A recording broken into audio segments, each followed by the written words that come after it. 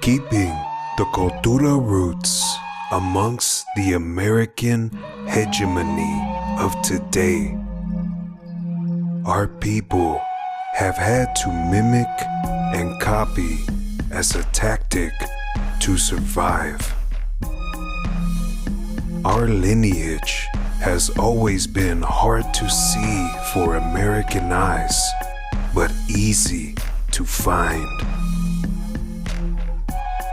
We are here to deliver hope, resources, and the message. Bridging the gap from our bloodlines to today. Yo soy Joaquin.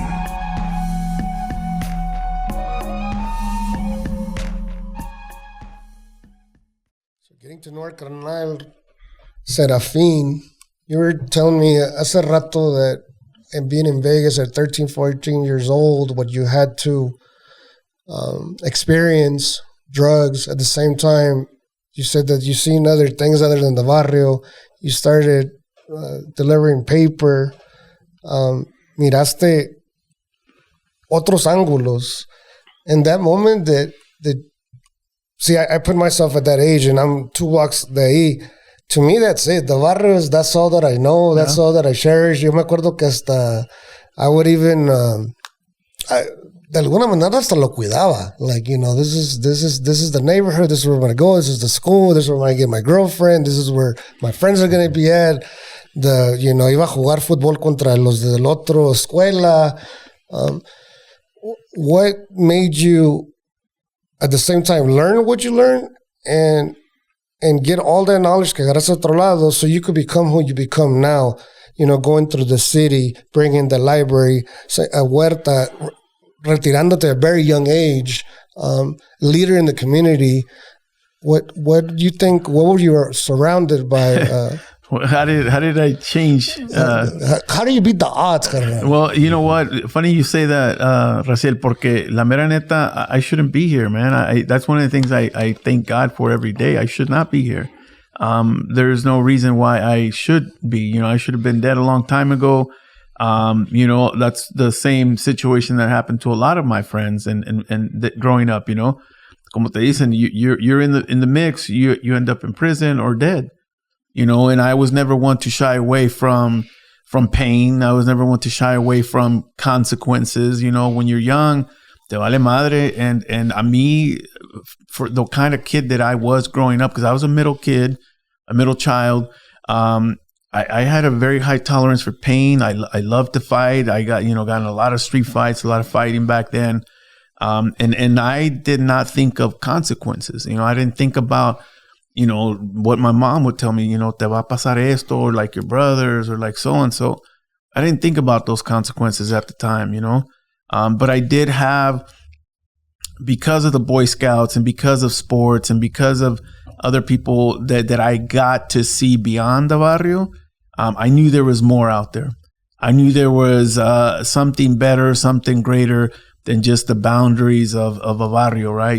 Growing up in a barrio, for us, you crossed Owens, that area, Owens and Eastern. You already know what neighborhood that was. Yeah. So we had to keep it on the east side, this and that. But I wanted more than that. Like, I thought that was bullshit. Like, this shit ain't, this, there's more to it. And right around the time when I was 18 years old, I remember we were, I was involved in a lot of stuff. We were in and out of, we would drive to Tijuana, we would drive to Nogales all the time, me and my friends, and we're always just in la movida, And I remember my mom used to tell me, mijo, you need to slow down, you need to slow down. You're moving too fast. You're doing all these things. I don't want you to end up like so-and-so, and I don't want you to end up dead or in prison. And moms, man, they know what's up. And even though I knew better, I just love the adrenaline, and I remember one time I got really, really sick and I had high fevers, and my dad's like, I'm going to take you to the doctor. I'm like, I'm good. It's just a cold. I'll get past it. And I got really, really sick, and my dad ended up taking me to Quick Care. And when they checked me in at Quick Care, they transported me in the ambulance to Valley Hospital. And it turned out that I had blood clots in my lungs at the age of 18. Shit. So I was in the hospital for a month. During that month, I remember my mom, moms are moms, Mijo, that's God slowing you down. That's God, trying to tell you that, you need to slow down, change your life. And I remember she brought me a stack of, scriptures and church magazines and stuff like that. And she said, this is time for you to start thinking about God. And I'll be honest, that first month, my homies would come by and visit me. My girlfriend at the time would come by and visit me. And I didn't even didn't make time to do that. I got home a month later, 3 days into being home. I get up at night to use the restroom, and I turn on the light, and I see the toilet, and the toilet is as red as your shirt, man. And I got scared, and I said, I called my dad. I said, "Apá," he goes, "What? ¿Qué pasó?" Le digo, ¿qué quiere decir, when, cuando estás meando, sangre, and my little brother told me that you're a girl. He says, that's what it means. I'm like, no mames, güey. No, that means you're a girl. No, so my dad's like, no, vamos a llevarte. Y me llevó de emergencia. Y, again, my kidneys were bleeding now. Mm-hmm. So the blood thinner that they had given me to dissolve the blood clots in my lungs was never regulated. They never reduced the dose as the blood clots were dissolving. They continued the same dose for a month por las venas. And I went back to the hospital for another month. But now it was for kidneys. That month, a friend of mine, a close homie, had gotten shot, and he was at UMC. I was at Valley.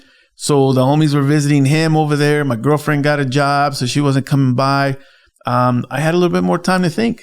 I had a little bit more time to contemplate my future, and I knew I wanted more, and I did. I started praying. I started, reading some of the scriptures that my mom was bringing me, and my mindset changed. When all I know is that when I left that hospital that second month, I knew that the life I was living wasn't for me.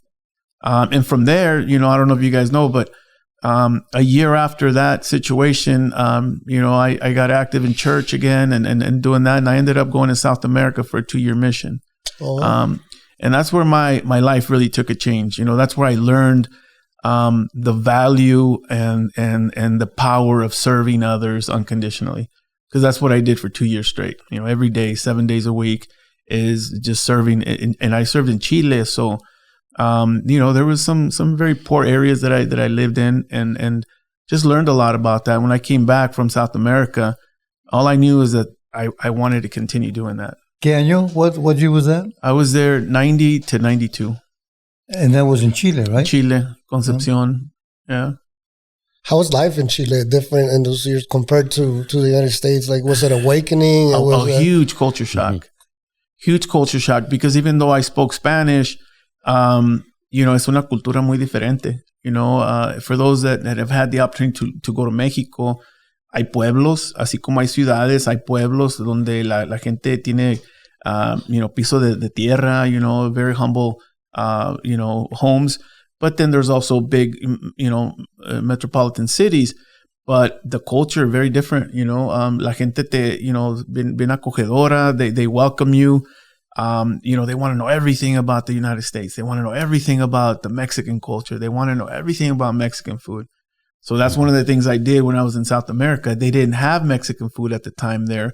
They didn't have tortillas, but they had las películas mexicanas, las novelas mexicanas. So they knew about, qué son tacos y qué son esto y lo otro. I learned how to cook when I was in South America because I missed those foods. Did you take your own comal? No.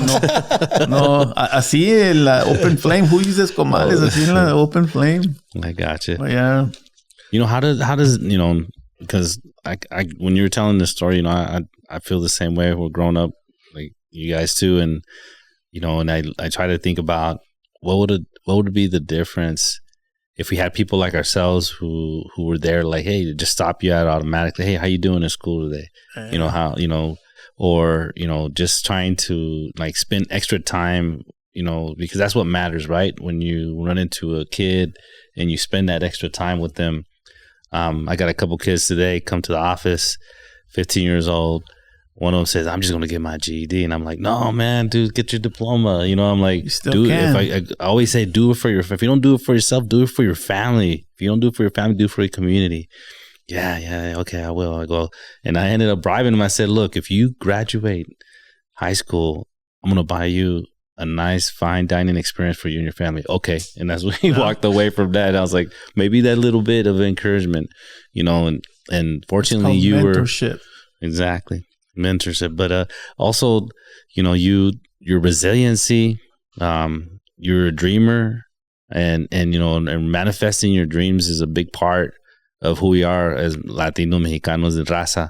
We're really good at that. So, you know, having that, you know, that ambition and how do you put it into a educational resource center so other kids can walk in there. And, you know, what you're doing is amazing because now, you know, you're going to have a kid like you walk in there and there's Dolores Huerta Resource Center and they're going to look around and they're going to look at you and they're going to say, wow, this is what I've been looking for.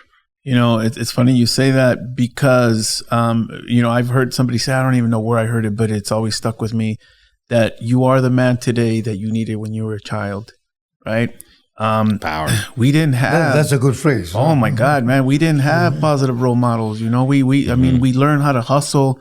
I had older brothers, and my older brothers and their friends, and you know, I learned things from them. I was exposed to things that as a kid, I shouldn't have been exposed to. I should not have been a part of. But those are the mentors that we had, right? I was 14 when I had my first case with juvenile, and I had to go visit my probation officer once a week. I still remember him. His name was Mr. Chamberlain, Caucasian man. He was probably mid 40s, wore glasses, really, really cool guy. But I used to walk to the barrio, you know, 28th Street and Sunrise por ahí, and check with him every week. And he would sit down on his side of the desk, go through all the questions, check the boxes, ask me all the questions he needed to ask me. And then at the end, he would always take off his glasses. I remember, man, he used to take off his glasses, put them on the table, and he used to look at me and he would say, so, Serafin, is there anything you want to talk about? Is there anything you want to share? You know, is there anything, you know, get the stomach, you know, bothering you or anything? And I had so much shit going on in my life and at home and everything, but I never shared because I always thought two things. He would not understand and he was going to judge me and my family situation. So I never shared. He was a professional. You know, he knew how to help. I'm sure he had tools in his toolkit to help a kid like me. Mm-hmm. But I never opened up because I never thought he could relate to me. So what you're talking about, Cesar, is being able to mentor a young individual and be able to share and give something positive is something that a lot of the kids out there don't have. And even though it's a different time, a different era, we still have the same situation. Our youth do not have enough people in front of them that could give them some good advice, point them in the right direction, you know, kick them down some knowledge. You know, they're hungry for that, you know? Yeah. And like you said before, we've lost a lot of the kids during the pandemic. You said about 15,000, right? In regards to not coming back to school and going to the Dolores Huerta Resource Center, you know, and the way you are, I already know that, you know, there's going to be different types of ways to promote success for these individuals. And we, you know, we already know, you know, health and also, you know, self-improvement and also just graduating high school, getting your high school, you know, equivalency after, even though you dropped out at 14. I know you dealt with those kids already. And you know, I know that, you know, they need to know that they value. And sometimes the society, you know, when you're a person of color, you know, they kind of look at you funny. And you know, fortunately, I am a doctor and I've traveled and I practice in different parts of the country. And I've been judged even as a doctor. People would say in Phoenix, hey, how you doing? I would say, hey, how you doing? My name is Dr. Cesar Quintana. And they would say, you're a doctor? Yeah. You know? So even on a professional level, you know, you have to be, you know, classy as well. And I think it's important, you know, to educate our public, but also, you know, be inviting. I always say it's a good thing you have a Latino friend in your life. Why? Because you're going to get, you know, some type of camaraderie, some tamales there in the wintertime. And we're very giving people, but we never change our ways, even though we get all this negativity sometimes when it comes to, especially our brown skin and immigration and all the issues going on right now. But you know what? We still show love for people. And I think people realize that and know that. And I think what we're doing here in Las Vegas and what you're doing is just the beginning of something beautiful. You're launching a big rocket, with Dolores Huerta. And I know that people are going to really appreciate what you do. What type of resources are we expecting in the... So the Dolores Huerta Resource Center is going to be a one-stop shop of resources for the community. It's going to be multi-generational. So there's going to be services and activities for the youth, just like there is for, middle age and seniors. The idea is to be able to provide as many resources within the facility as the community needs. The way this came about, and Fernando, you said earlier, that you were talking about how I was able to convince a government to be able to do this. I would change that convincing to helping them catch the vision and see the vision, because once you share the vision and they catch the vision, it's a conversion process. They understand and they see. I was overseeing homeless services, veteran services, educational initiatives, housing, affordable housing issues in North Las Vegas. And we were addressing things on the chronic issue side, right? On the symptoms, not necessarily the root causes, like you were saying, Cesar.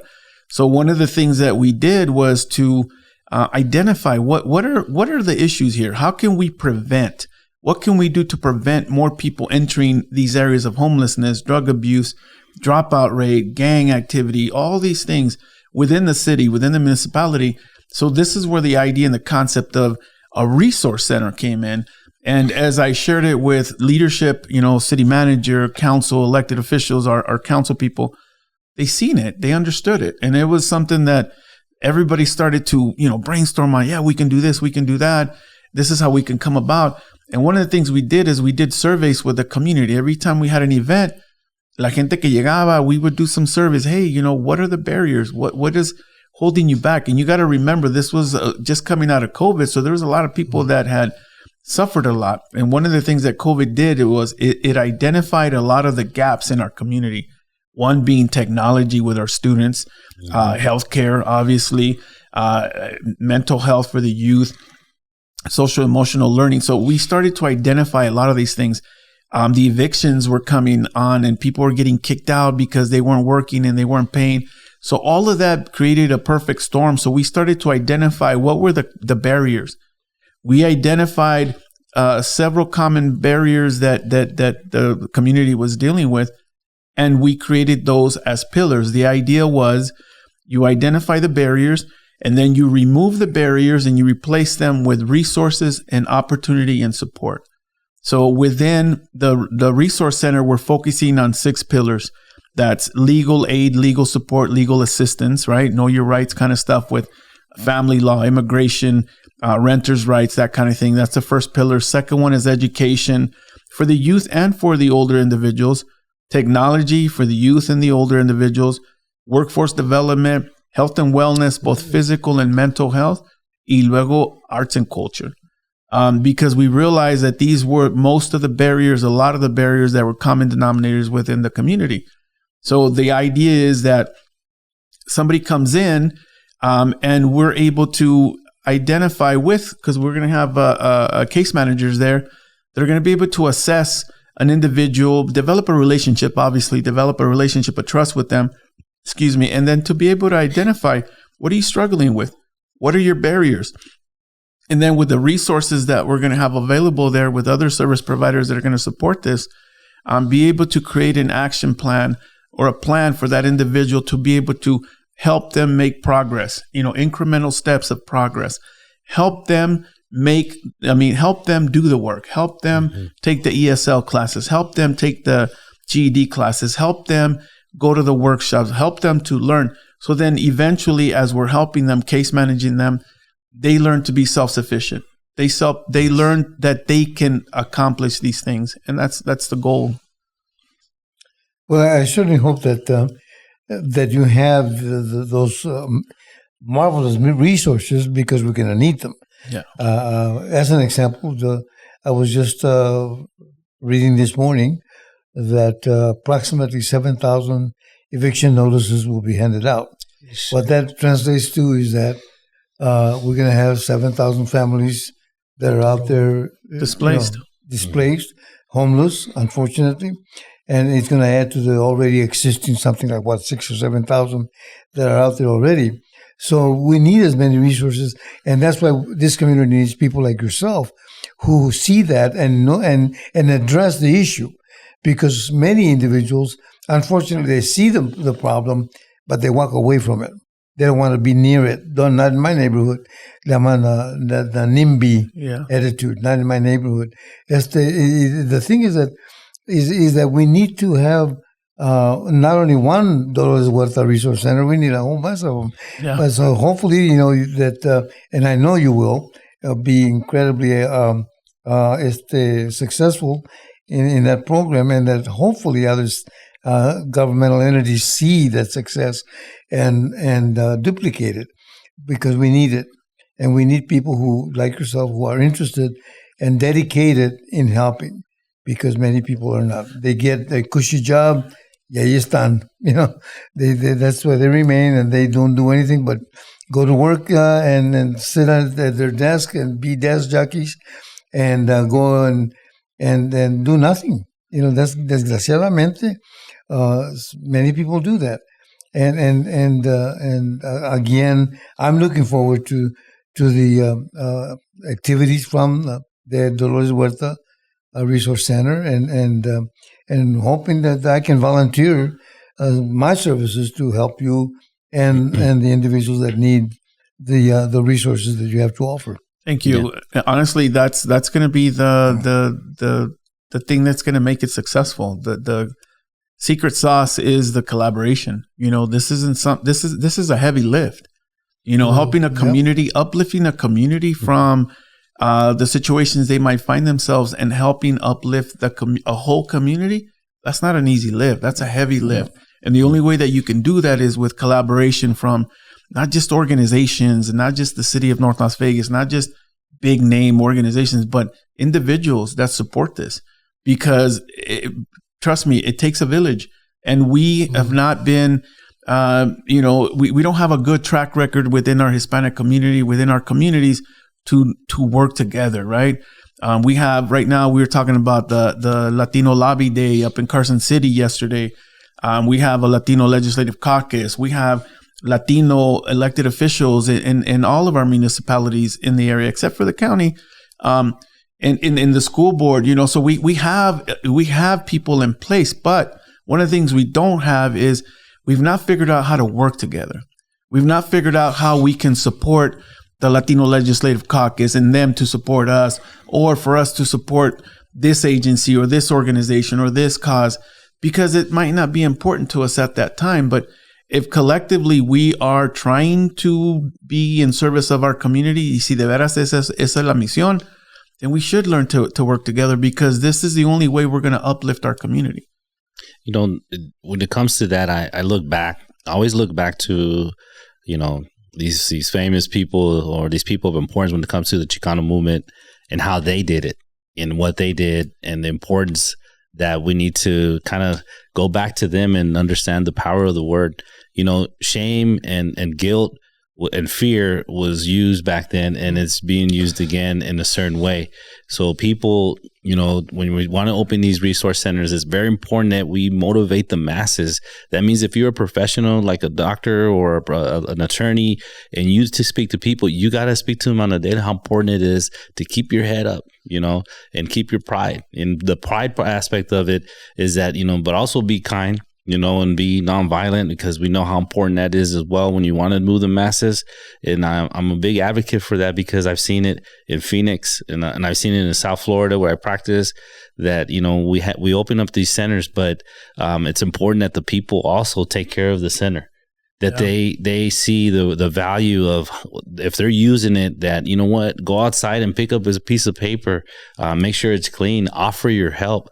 And that's important when it comes to collaborating with the community, because, the dollar circulates in the Latino community or the African American community one time and it goes out. and we do have, 35, maybe close to 40%, maybe hopefully we get the right numbers, but we are a big, huge population here that basically controls a lot of the political process. And we have to educate our public, empower la raza with Union Raza and what you do, educating the fathers, the mothers, and letting them know. And I'm a true believer of this. Si la mamá no está sana en la casa no está sana, and women have to stay healthy. Why? Because they take care of a lot of things. That's how important women are in our culture. But at the same time, a lot of men, my dad did labor. My dad would come home exhausted, and how that was, and seeing your dad real tired on a Friday, y tiene que pagar los biles, and seeing him stressed out, but the important thing is we have to connect with the people. And I think with all these, collaboration that you talk about, that, we have to meet with the leaders, we have to meet with the people and tell them, hey, look, we have to take care of this situation. We got to basically address the importance of coming together, voting, and, it takes a community.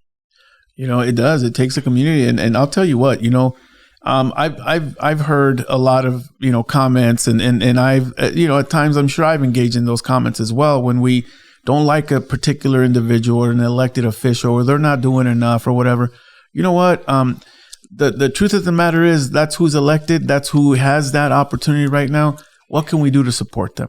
But at the same time, create it so that it be so that they also reach out to the community, to the people that elected them and say, hey, how can we help you? Right. So I think it's a two-way street. I think it's definitely, they want your support when they're campaigning. And then once they're elected, don't forget about us, because at the end of the day, we can help you achieve what you need to achieve, because a lot of them are heavy lifts. Like when you're passing, right now we're legislative, session. You want to pass a bill, Senate bill, Assembly bill. You need the support. You need, people to speak out. I know Rob has been part of that. So have you, Raciel, recently? That's where we need to be able to learn to work together. Yeah, there's power in the numbers. There's power in the numbers and the collaboration, I also want to bring something up. I want to, the Just One Project is a nonprofit organization in this community that are doing exceptional work. They just this last Saturday, they had food distribution at 10 schools in the valley, all through the valley. 5,600 families were provided good quality food. There was proteins, bolsas de pollo. I know the people that I was working with at J.D. Smith, they were making plans to make mole, un caldo de pollo, good produce and groceries. The Just One Project served over 5,600 individuals throughout those 10 schools on Saturday. They're doing a lot of great work. And this is the organization that I'm working with now. This is the organization that's taken on the responsibility of the day-to-day operations at the Dolores Huerta Resource Center. The city of North Las Vegas owns the facility. The city of North Las Vegas is funding this resource center. The city of North Las Vegas has allowed this to grow and become what it is, become a reality. So I just want to shout them out. Our elected officials in North Las Vegas, city manager, the mayor, all of the individuals in the different departments that are making this happen. This has been, remember, several years in the making. So it didn't just happen overnight. There's a lot of people supporting this in the background, in organizations, service providers that are going to make this happen. So if you guys have an opportunity to come out, come check it out, see how you can bring people to that resource center. It's going to be free of charge. See if you have insurance. If you don't have insurance, it's going to be free primary care, mental health, workforce development, innovative technology for the youth. We're going to have some media and film workshops for the youth. We're going to have a lot there that is going to make the ability for people to change those generational cycles. But we need the buy-in of the community to support it. All right. That's an incredible, ambitious project. So how many square feet does it So the facility right now is about 10,000 square feet.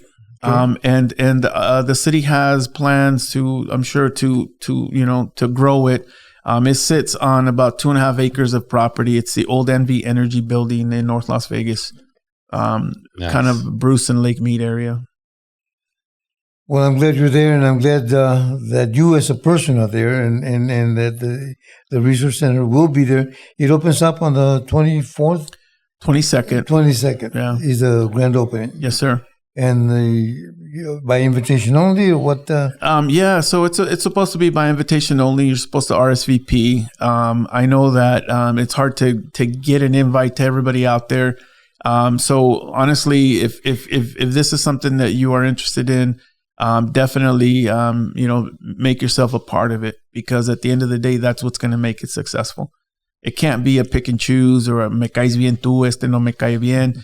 At the end of the day, we all need to be able to, that's how it's done, Can you imagine los movimientos que se han hecho con nuestra comunidad, nuestra raza? If we excluded those we didn't like, or we excluded those that maybe didn't, see things that how I seen them, you could never make progress like that. You need to be able to associate and work with those that might not necessarily like the same football team as you, or might not vote the same way you Everybody better like the Dallas Cowboys. Otherwise, That's what I'm talking about. I like the Dallas Cowboys. Don't worry about that. I'm with you. I don't like football, so Don't worry, I'm with you. But that's that's the truth of the matter, man. There's so much more in play here. Las cosas están más grandes, and you're right. It is a heavy lift. It is an ambitious dream, but you know what? That's how change is made. And patience. Serafin, I feel your passion, brother. If you were to, siempre yo pienso en mis hijos. Once you move to a better place or pass on, what do you want to remember by with your kids, bro? What do I want to leave behind as a legacy? Que no se rajen. No se rajen. Don't sit it out. Don't be a sideline. Don't sit on the sidelines and complain about what's going on the field. Get in the ring, man. Take some punches, throw some punches. Don't think because you're comfortable that that's it. I live a comfortable life. I've been blessed to live a comfortable life. I've been blessed to be retired. Both my wife and I are retired. But you know what? I can't sit it out. There's too much to do. There's too many people that don't have a voice or don't know that they have a voice. There's too many people that have needs that don't know where to access these resources. And to the last day, that's what I'm going to be doing. It's powerful, bro. Don't be in the bleachers. Play the game. Don't be in the bleachers talking shit. I feel you, man. If you were to, just more of a personal, if you were to pick and choose a place in the world right now to travel, where would you go? My wife and I found some really beautiful places in Mexico. There's so many, all these 7 or 8 wonders of the world, or I don't even know how many there is, 7 or 8, whatever. But we have so much rich culture in Mexico. I'm Mexican, I'm a Mexican citizen también. And there's so much to explore within that country that honestly, that's what I want to do. I want to explore some of the spaces and areas in Mexico that I've not had the opportunity to explore. Well, I love Mexico también. I think I mentioned a while ago about Guanajuato City, which is a beautiful. I've never been to Europe, unfortunately, but I think when you go to Guanajuato City, la ciudad de Guanajuato, it made me feel as if I were in Europe. Está muy hermoso, muy limpio, muy la gente muy bella, coopera, te ayuda. I saw it and I said, wow, if I ever move from the USA, it'll be to Guanajuato City. I know that you and Oyama did go to various places. I've been to a few places myself. One of the wonders I saw, like in Mexico City, 24 million people or more. Believe it or not, I only saw 2 homeless people. That's crazy. Yet here in Las Vegas, 1.3 million? And I just mentioned about 6,000 people displaced, and there'll be another 7,000 around pretty soon, especially mañana, April 2nd, when the president will add those tariffs to everything else that will be coming into the United States of America. is going to make life really, really hard. And so we all have to be prepared. And again, more resource centers will be needed, and we have to fight for more resource center. Not fight for yours, but fight for others. Yeah. To have them. Yes. I'm glad you're there, man. I'm glad. Thank you. And I'm glad I met you, and that we're friends, and that we're here, all of us here, for you when you need us, and the community will need us, and we're here to help. Gracias. Likewise, man. Thank you for todo lo que has hecho, tu pasión, your leadership, and we need more people like you. And little by little, vamos a ir tronando puertas. Así se hace. Así se hace. Uno solo no puede. I'm like I said, I'm really glad that we can do this. Because it does, como los Mexican Avengers, cada uno tiene su talento y su superpower, y así es como se arman los chingazos. This is how you get things done. A lot of organizations, a lot of groups bank on the fact that we don't work together, that we don't come together, that we don't pull our resources, that we don't collaborate, because that's in their best interest. But I'm glad we're doing it, and hopefully we can keep growing that, Well, there's beautiful things happening, obviously. And thank you, man, for being you as a human being. And I know your family. I grew up with your brothers, too, playing football, soccer. And I'm very honored to work along with you in this process and this project, what we're doing. And I think, just expect, greatness and what we're going to do. And I'm looking forward to this date, April 22nd. And I'm looking forward to the pictures and meeting Dolores Huerta, an icon, someone of importance for the nation and also the world. That's correct. So it's not just about Las Vegas. Yeah. This person is it's famous not only from California, but she's someone of importance for the world. Yeah. So thank you for doing that. Well, thank you guys. Thank the engineers behind the scenes. Thank you for making this happen. Thank you. Blessings. Thank you.